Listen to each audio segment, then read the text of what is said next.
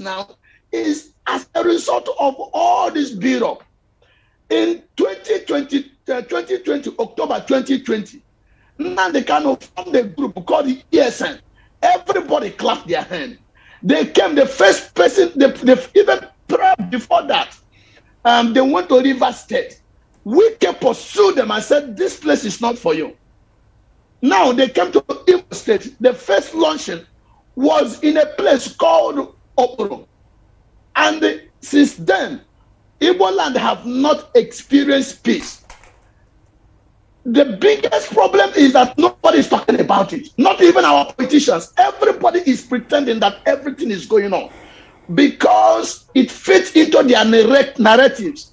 What people want today is they just want to get into power, make money, fortify the wealth of the family. Okay. Emezu, let me come in here. We will talk about that. And that is why you see this murder going on, killings every day. We'll talk about that, but now let's see, what do you think security agencies, or why do you think security agencies have failed to halt this dangerous trend? Because you mentioned that in abroad, Tricia. Yes, please. The primary duty of every security agency is to protect life and property. There is nothing else to protect life and property. Even for the leaders, for you to lead, you're not leading animals, you are leading human beings. We got to be alive to walk on that beautiful road they are building.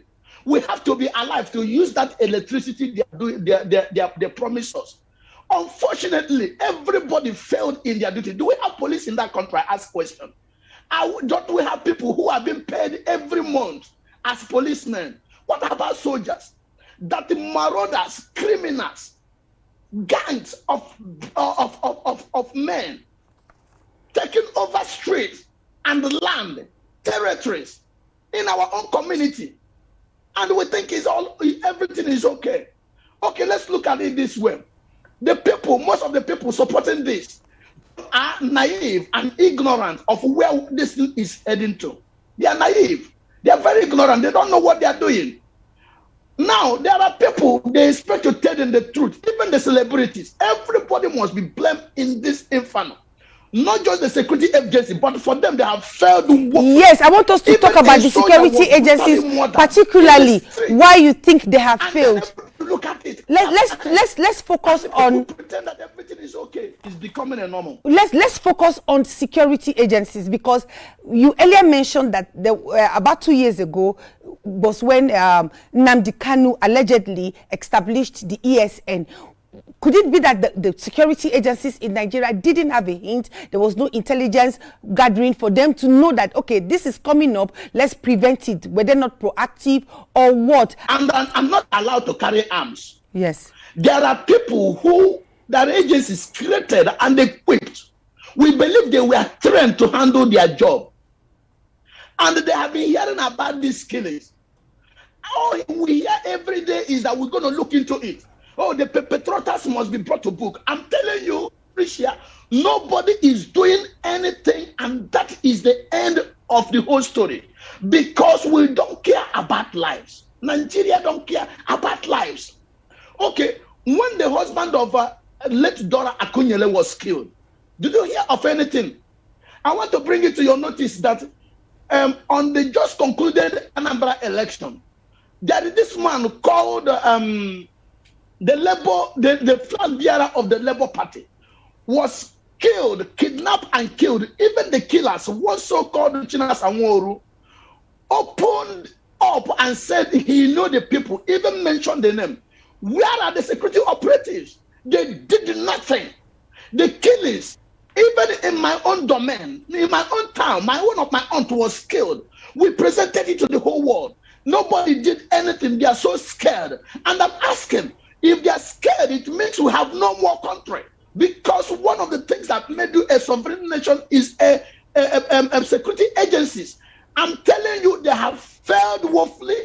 Igbo land have no Zambisa. We have no single Zambisa forest. We have no big forest. So this problem is something. If there is will, they will stop it. I'm telling you, and mind you, the Department of Criminal Justice is part of the security agencies. These guys are living in abroad. We know them. They even appear on videos. Kano started this many years ago, and we thought it doesn't matter. It doesn't matter, and we are here. We are here right now. Even while he is in the dungeon, some of his boys, this guy called Simon Epa, is still threatening to destroy Igbo land and sending people to kill. Where are the security agencies? Where are the Department of Criminal Justice? Don't we have government in Nigeria? Switzerland, some years back, I'm aware of the situation where Switzerland sent their attorney, the attorney general, to Nigeria because of just money transfer. They call it money laundering.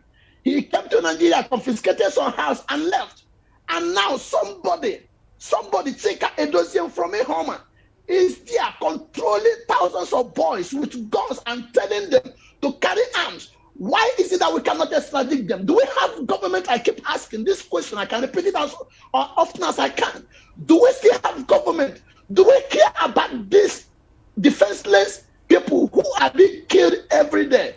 I think, my sister, I must tell you, for this case to be arrested, or if we have anybody to be blamed, blame the government, blame the security agencies, blame the Department of Criminal Justice in Nigeria. Okay. You have repeatedly alleged or accused IPOB and ESN of these killings in the Southeast. How do you know? Where is the proof that it is the ESN that have been carrying out these killings? How do you know? I've been on social media for a very long time. I have a WhatsApp I set up for people to contact me. I get information that people wouldn't want to hear. I get videos on a daily basis.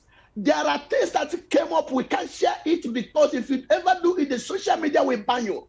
And we have been telling people, there are few people who have brought up themselves to tell the story in Igbo land, and nobody else is doing so. Apart from few people, the politicians don't care. Most of these killings are not reported, are underreported. When my aunt was killed, brutally killed, I did a video sharing it. Let me tell you something. Nobody else talked about it. Okay? Now, why are we talking about this, the security agencies? Because they have allowed these things to continue uninvestigated. But we know quite well that these are our brothers. Let me tell you how we know. There are some videos each time these things happen. You know, the system has been manipulated with falsehood and lies and deceptions. Now we can call red white and the green is yellow. There is what they call, in security matters, there's what they call a signature. You see these signatures in all these killings. And these guys often do video and they will release it. And you will see them. I have countless number of them. Let us take the gruesome killing of Gloria that happened a few days ago. All these same people who will call white green, they told us that this is probably DSS. A few days later, because this gang of robbers who took oath to protect their evil empire and their emperor, published the video. You must have seen it. I have seen it. We have seen it, and as we speak now, and as we speak now on social media, people are saying that it is an voiceover of an incident that happened in Cameroon. They tell you why they did it. Now, how and you saw them. The killing in Igbo State that happened where people were registering PCV. Did you not see them? So we have a lot of evidences to prove and to believe that this were done by the ESN, codenamed UGM. So why do you think the political and traditional leadership of the Southeast states have become so important in dealing with this situation? What do you think is the reason why there's this subtle or closet support or refusal to speak out? Let me tell you, none of them is dealing with the situation. None of them. None of them. Have you seen any of them take a serious stand? Apart from Hope Uzodinma in Imo State. Even though at this time it appears Hope is getting more confused because of the situation. Why is it that the governors, the 5 governors of the eastern states, cannot have a harmonious meeting? Just think about it. Some of them are accomplished. Let me tell you something. There is this guy called Chinas Amoru. He's a fake name. I will tell you. He lived in Kuwait. He's one of the IPOB chieftains. This guy is said to be the commander of ESN. It was alleged that Governor Devu Umahia gave him a land where he is building upstairs, 4-story building, and this information is out there for the securities to investigate. Nobody. Now tell me, has Devu Umahia ever come out to say anything about it? Because nobody cares. There is no willingness to pursue this. Soludo came out the other day. Look at what Governor Soludo asked, that he don't know why Nnamdi Kanu was held. How does that make you feel? After all these things, did Governor Soludo not to watch all the videos where Nnamdi Kanu promised to make Nigeria look like Somali if they don't give him Biafra? Now we know what he meant. He meant Igbo land. He didn't mean Abuja. Abuja is at peace. He wasn't talking of Lagos. Igbo land. Nobody, I'm telling you, the pastors, the political leaders, the kings, unfortunately, some of the kings, the poor ones, are even victims of this situation. They are helpless. I'm telling you, Abaribe, Senator Abaribe, was in the United States of Mississippi. Sometime, a few years back, he told them that Biafra is not attainable. Have he ever made such comments in Nigeria? The answer is no. These people are deceiving us. They are liars. They are somehow accomplished in this matter. Tell me one single politician that has come to say enough of this. Okay, on so much. He is one of the people who can stand and say the truth. But in this situation, Rochas was asked on BBC, what do you think, Biafra or no? He couldn't answer that question. He couldn't answer it, yes or no. Okay, the politicians in Igbo land, I don't want to talk about him.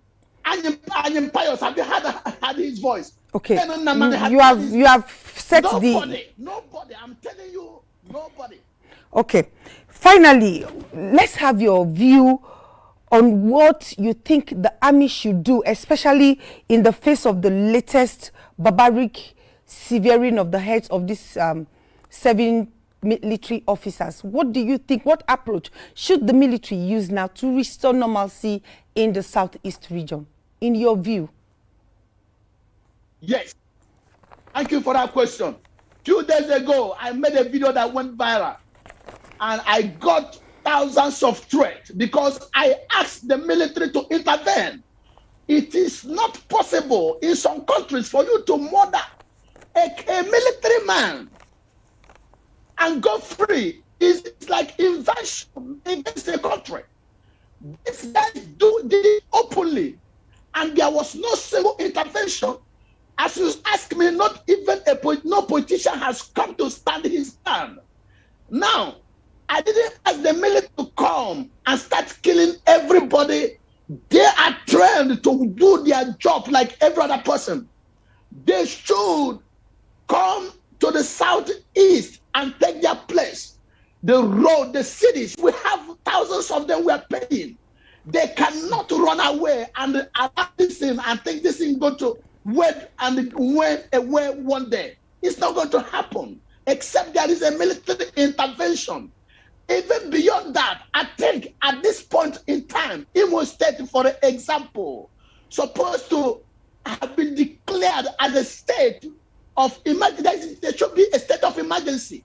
People are being slaughtered. If our governors, our government care about these people, there should be a state of emergency. People are dying brutally, helplessly. Anybody can die tomorrow. You don't know how many people are dying today. So the military is supposed to go into action with military precision to have minimum casualties when it comes to civilian casualties. But They're supposed to stop this. If you don't stop this, just because you don't want to have casualties, this thing will continue and continue. These guys are doing nothing. More people are joining them. All you need to do is just to break a police station. Thank God, as their leader Nnamdi Kanu instructed them. And that is what is happening. Nobody is doing anything about it. So the military, even if police, because there's a kind of invasion, they have occupied territories. They have occupied territories, mounting their flags, moving around with guns and ammunition, killing whoever. Even the military men.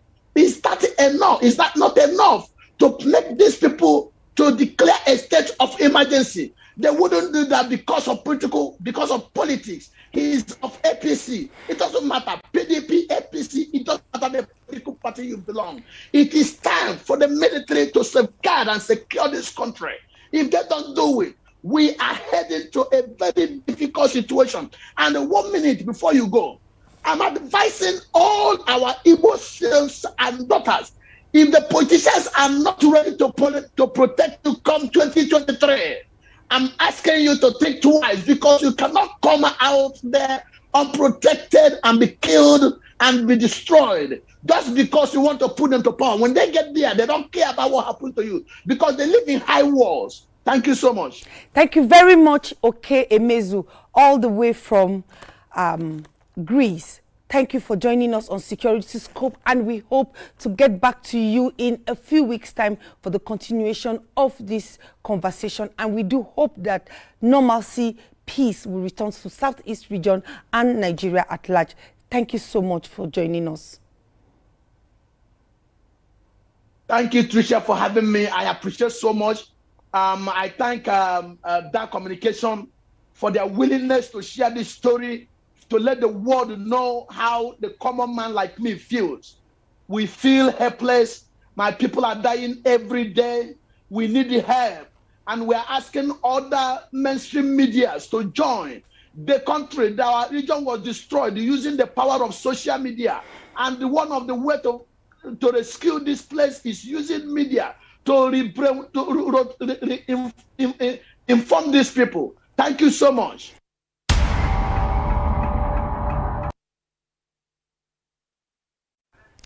It's now time to hear from you on Your Security. Your Security is where you can participate in the program through your reactions, views, and comments on anything you have seen or heard on the program. Or if you wish to give us written or visual accounts of security development in your area, this is the segment of the program to do it. Now let's take a look at what we have for you this week.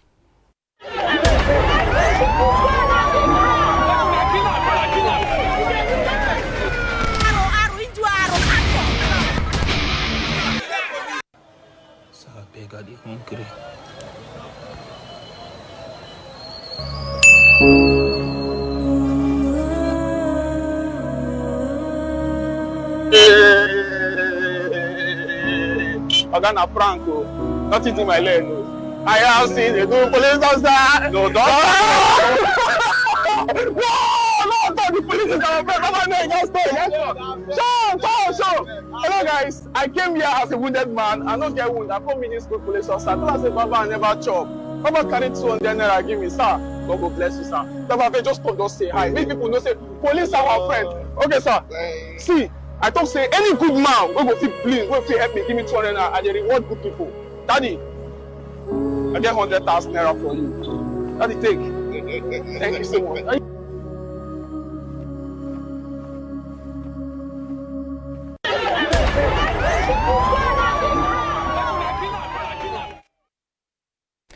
And that's it on this week's edition of Security Scope. Be sure to join us next week on the station that puts security first. Africa Independent Television. Say no to drugs. Bye for now.